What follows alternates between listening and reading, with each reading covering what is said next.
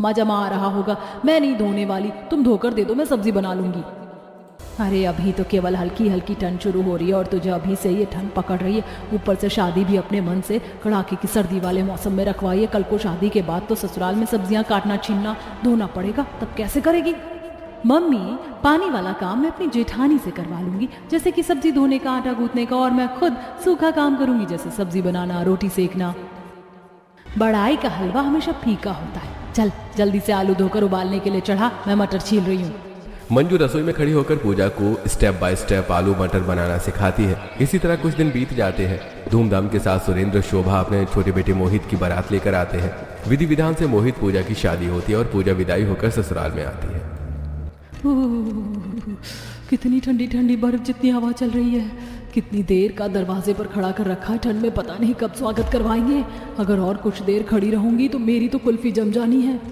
जहां ठंड की वजह से पूजा को थरथराहट हो रही थी, ससुराल वालों के चेहरे पर घर में नया सदस्य आने की खुशी और उत्साह था। तभी घर की मुखिया दादिया सास भड़की। इसीलिए मैंने कहा था कि पहले ही चावल का कलश भरकर चौखट पर रखने को, पर इस घर में तो मेरी चलती ही नहीं।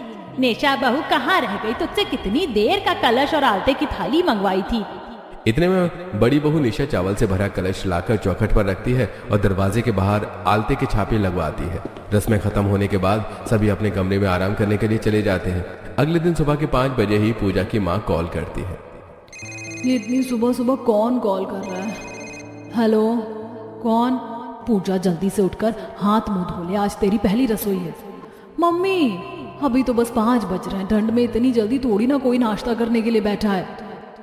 अरे आज पहली रसोई में तेरी सास किस्म किस्म का खाना बनवाएगी, ऊपर से सब्जी साफ करने में तू सबसे ज्यादा टाइम लगाती। अभी से तैयारी शुरू करेगी तब बनाने में भी समय लगेगा। कुछ ही देर में पूजा रेडी होकर रसोई में आ जाती है।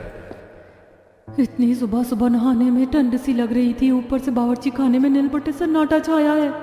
तभी काजल चारू टमाटर प्याज लाकर किचन में रखती है, जो कि 5 किलो की क्वांटिटी में था। पीछे से शोभा निशा दोनों हाथों में 5-5 किलो की आलू मटर की थैली लेकर रसोई में आती है।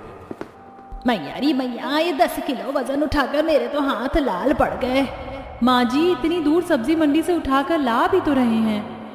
एक साथ ससुराल की रसोई में इतना सारा आलू मटर देखकर पूजा हक्की बक्की रह गई।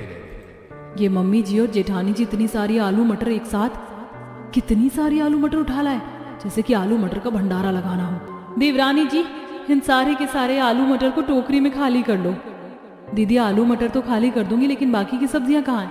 वो आज मेरी पहली रसोई है ना, तो कम से कम 2-3 किस्म की तो सब्जी बननी चाहिए। 2-3 तरह की सब्जी बनाने के बाद पर शोभा कंजूसी दिखाने लग जाती है।